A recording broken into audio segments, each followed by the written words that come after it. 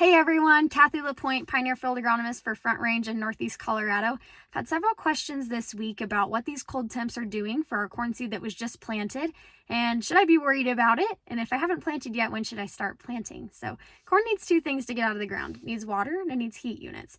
If that first drink of water that a corn seed has is ice cold though, that water imbibition of cold water can be pretty detrimental to an early corn seed, and here's why.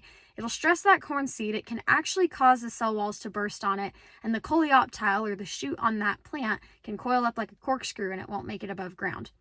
So we worry about cold water imbibition, but especially if the temperatures of the ground are cold as well. Typically we're shooting for 50-degree ground temp, and the reason for that is because if you look at a GDU or heat unit equation, the minimum temperature for that is 50 degrees. If we're going to plant corn seed, we want it to have the ability to accumulate those heat units to get out of the ground. It takes about 100 GDUs for corn seed to emerge, so we want it to have good heat units to do that, and we want it to have water that's not too cold for it to imbibe to encourage it to get out of the ground and be really healthy doing that.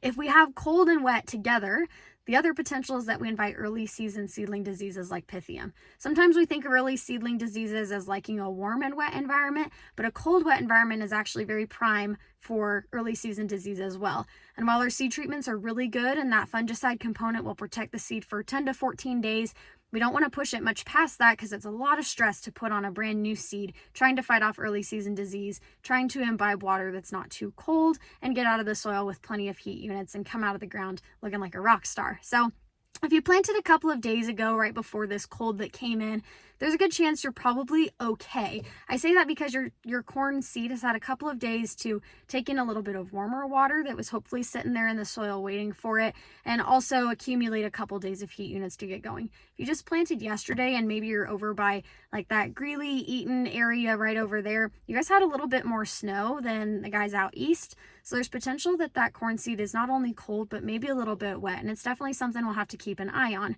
If your corn seed was just cold, there's potential, you guys know how it is, we plant early every year in parts of this country.